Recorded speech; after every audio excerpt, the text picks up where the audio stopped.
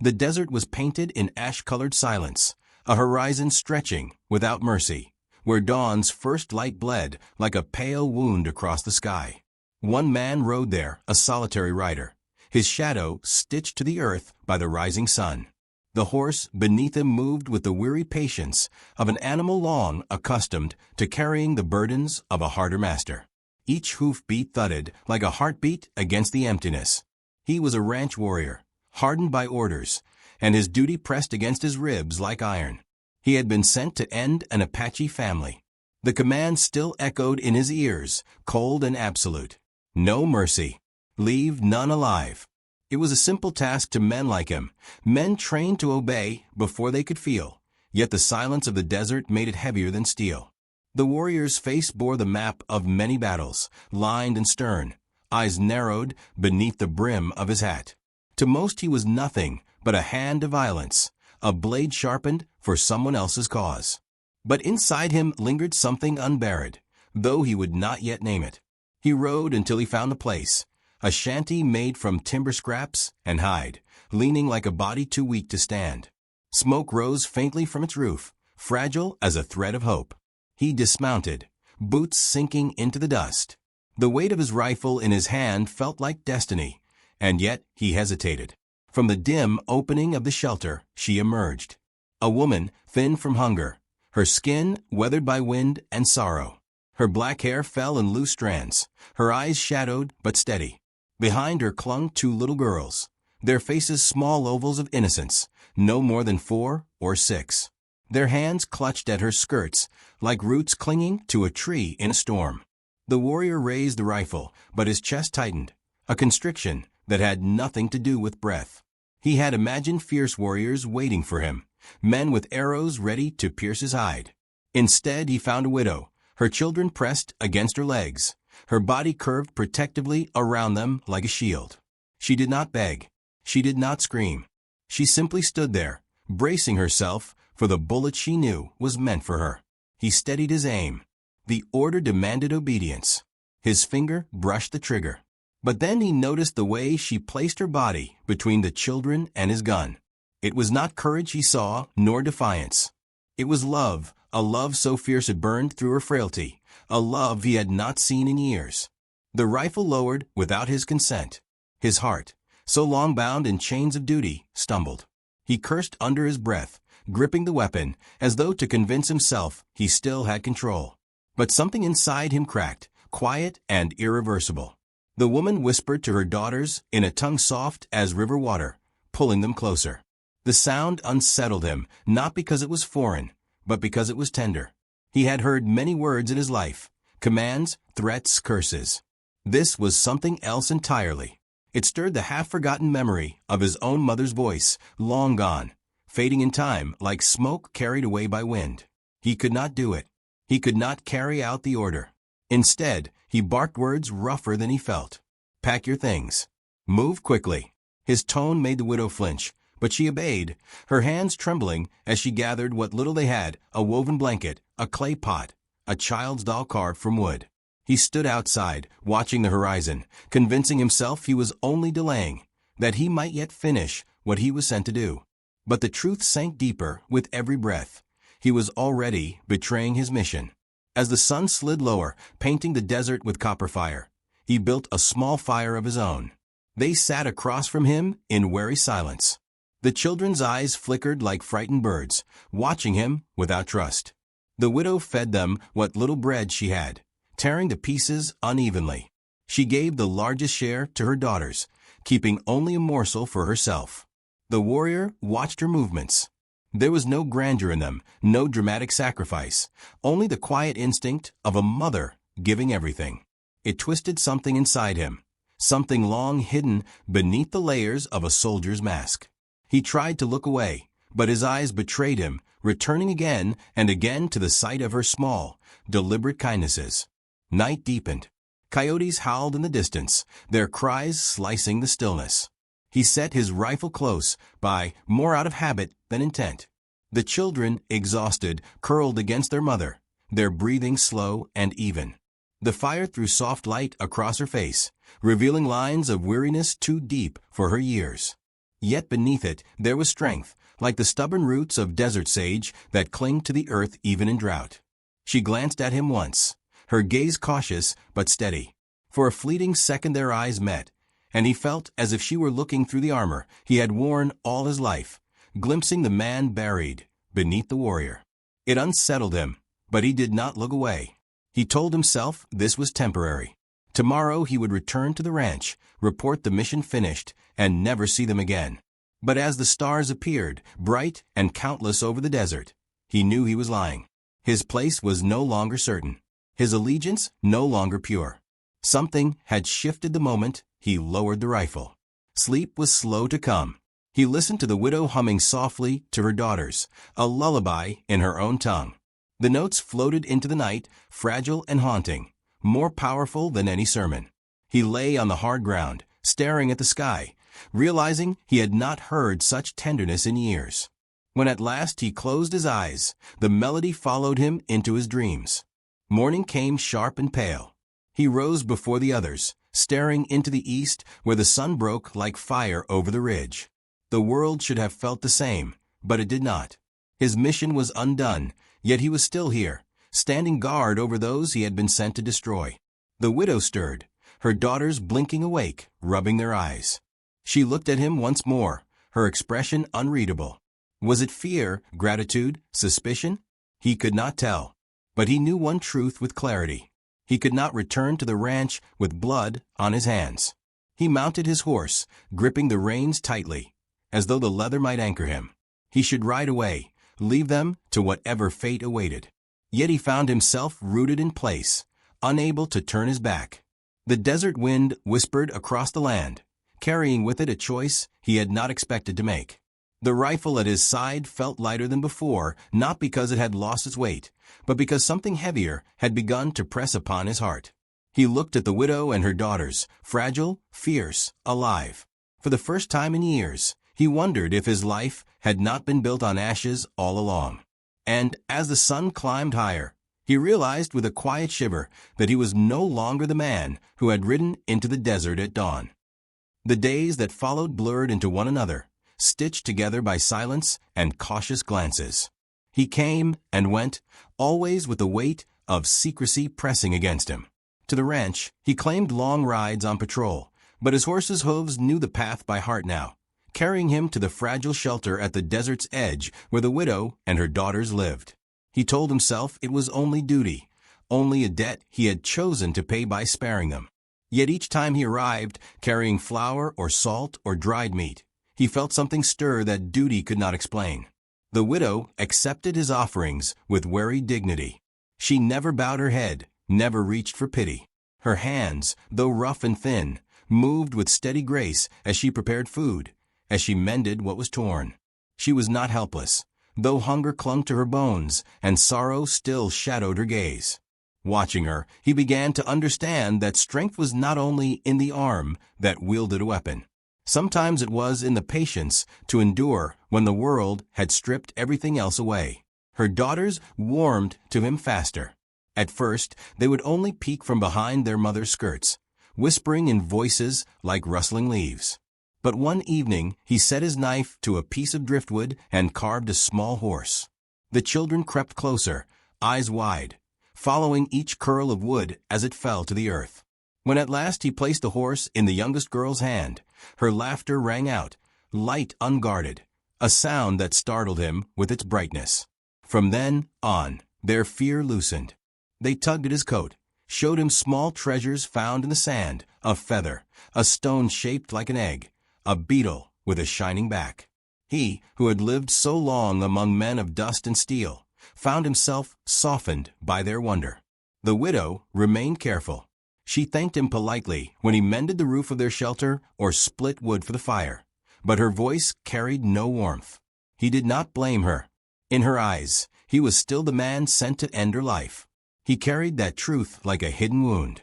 Yet one night, when her eldest daughter fell ill, burning with fever, it was his hands she allowed near.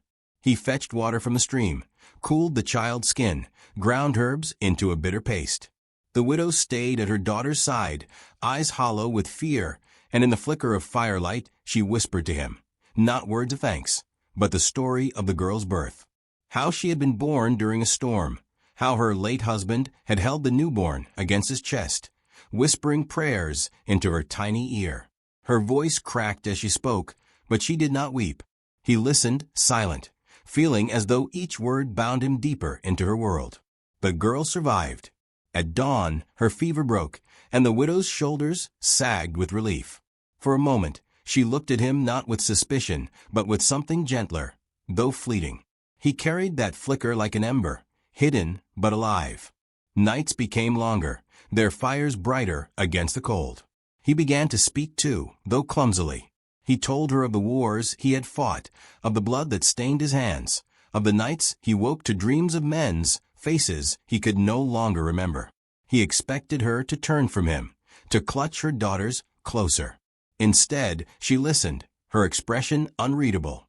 When he finished, she said only, "You are tired of killing." The words struck him harder than any bullet. For the first time, he admitted she was right. They lived in fragile balance, as though walking a rope stretched thin across an abyss. But balance never lasts. Rumors stirred back at the ranch. Men whispered that the warrior's mission had been too clean, too silent. No bodies had been seen. A fellow rider, lean and sharp-eyed, followed him one day, trailing at a distance.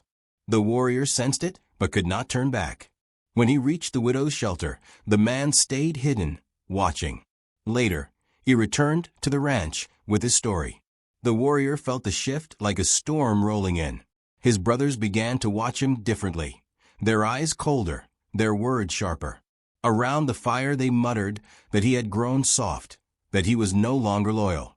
He kept his face stone, but inside a blade twisted. He knew the ranch would not forgive betrayal, not even the suspicion of it. The widow noticed his unease. One evening, as the children played with their wooden horse by the fire, she asked him why his eyes seemed darker. He told her, with halting words, that men would come, that her life and the lives of her daughters would never be safe here.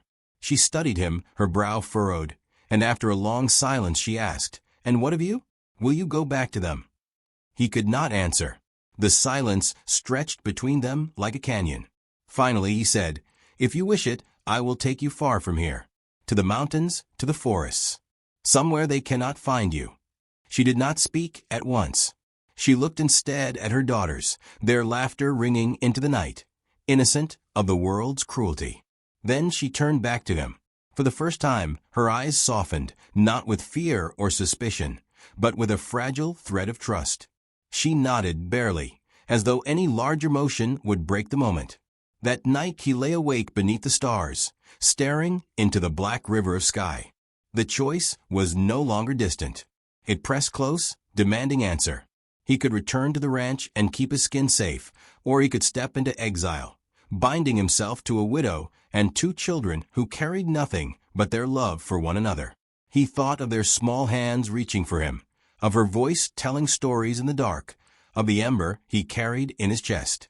By dawn, his decision felt as inevitable as the rising sun. But the desert holds no secrets for long. Before he could act, hoofbeats thundered in the distance, carrying news swifter than the wind. 5 riders approached from the ranch, rifles at their sides, dust rising behind them like a storm cloud. The widow saw them first, clutching her daughters close, her face drained of color. The warrior's hand fell to his rifle, his body taut as wire. He knew who they were, and he knew what they had come for. His brothers had come to finish what he had refused to do. And as the riders drew closer, the widow turned to him, her voice breaking into a whisper. "Will you stand with us or against us?" The riders came fast, dust billowing like smoke behind them, sun flashing on steel. The sound of hooves tore through the desert silence, a drumbeat of inevitability. The warrior stood before the widow's shelter, rifle in hand, shoulders squared, while behind him the woman gathered her daughters close. He felt the weight of their eyes on him, small and trembling, yet trusting. That trust cut sharper than any blade. The men reined in a dozen paces away.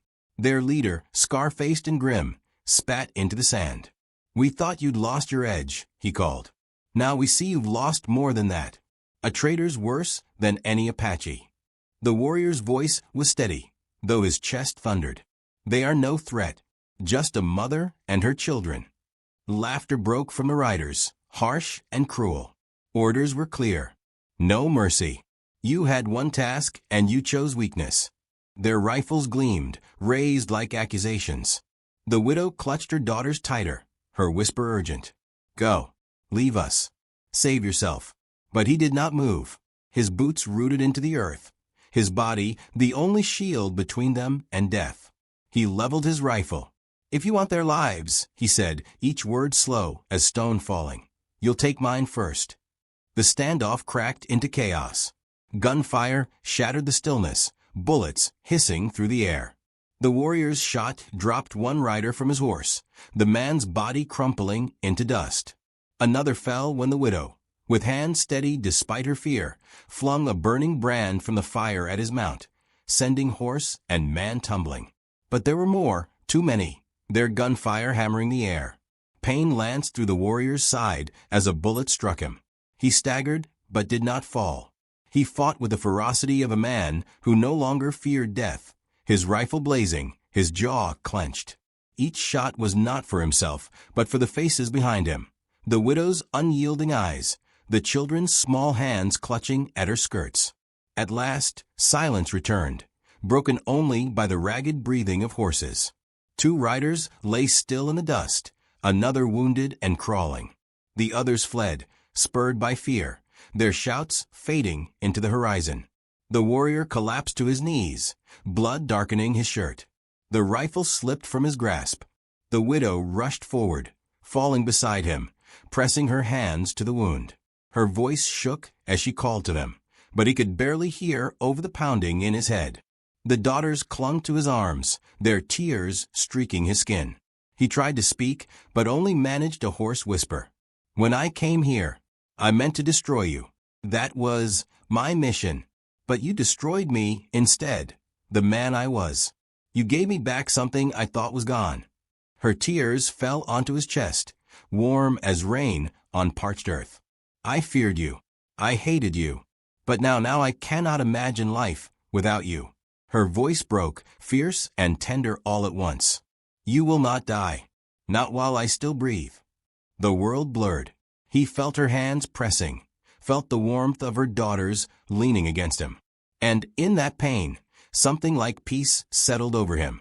For once he was not a weapon, not a tool of death. He was simply a man loved and needed. Time drifted. Days passed in fragments. The widow tended him, grinding herbs, binding his wounds with strips of cloth. She sang as she worked, soft songs in her own tongue, and though fever pulled him under again and again, her voice drew him back each time. The children brought him water, laid cool hands on his brow, whispered stories in their small voices. The desert became a cocoon of survival, and slowly he rose from the edge of death. When he could stand again, weak but living, they left the shelter behind. Together they traveled deeper into the wilderness, into valleys where rivers glimmered and cottonwoods cast shadows across the ground. There they built anew. Not much, just a hut of timber and stone, but it was theirs. The warrior cut wood. The widow planted roots. The children filled the air with laughter that no longer trembled. Seasons turned. His wounds healed into scars.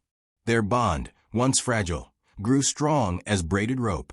The widow's eyes no longer held suspicion when she looked at him. The children no longer flinched when his shadow stretched long across the earth. Around their fire, beneath the endless stars, they spoke not of what had been taken from them, but of what they had found together. One evening, as twilight painted the land in shades of violet and gold, he knelt before her. His voice, rough and uncertain, carried the weight of every mile he had walked in blood. I have nothing to offer but this life, a broken man trying to be whole again. But if you will have me, I will be yours, not as a warrior, but as husband, as father. Her answer was quiet but unwavering. She placed her hand in his, her eyes shining with tears. We have already given you that place. You only needed to claim it. They were wed beneath the open sky, with the children as their witnesses, wildflowers braided into their hair. There was no priest, no paper, no ring of gold. Only the land, the wind, and their own vows spoken into the vast silence. It was enough. In time, the warrior found himself transformed. He no longer measured his worth in kills or battles won, but in the sound of his daughter's laughter, in the steady presence of the woman who had once been his enemy. He learned the language of tenderness, the rhythm of belonging. The ranch was far behind him, its orders and cruelties swallowed by distance. He had traded war for peace, command for choice, solitude for family. Yet even in that peace, shadows lingered. Some nights he dreamed of the riders who fled, men who might return, driven by vengeance. He woke with his hand reaching for a rifle that no longer ruled him. But then he would hear the widow's breathing beside him, steady as the tide, and feel the small weight of a child curled against his arm. Fear melted into resolve. If danger came again, he would stand as he had before, not for orders, not for pride, but for love. What began in violence had become something neither of them expected. A home, a family, a life stitched together not by blood spilled, but by blood shared. The desert that had once promised only death now sheltered the rarest bloom. And yet, as he looked to the horizon one evening, watching the sun sink into crimson fire, he knew the world was not done with them. Somewhere out there, men still whispered his name, still spoke of betrayal. He felt it like a storm waiting beyond the ridge. He drew the widow close, pressing his lips to her hair, whispering into the wind. Let them come. Because now he had something worth dying for, and more, something worth living for.